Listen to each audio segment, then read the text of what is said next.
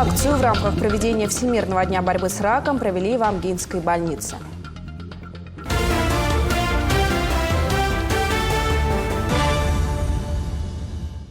В рамках проведения Всемирного дня борьбы с раком работники Амгинской центральной районной больницы провели акцию, в которой были задействованы 14 медицинских сотрудников. Акция проведена для всех желающих жителей и гостей Амгинского района.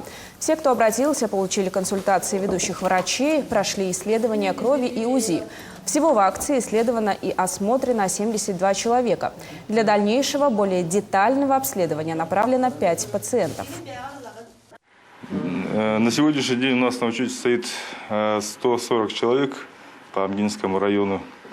И такие акции позволяют на ранних стадиях выявить и взять на учет пациентов. Вот это раннее выявление как раз-таки, оно снижает риск летальных исходов именно от раковых заболеваний и позволяет даже в некоторых случаях излечить этот недуг. Ежегодно во время проведения акции проходит около 60-100 человек. И вот из этого процентного соотношения у нас где-то 20% у нас выявляемость идет активная. Это очень большой показатель.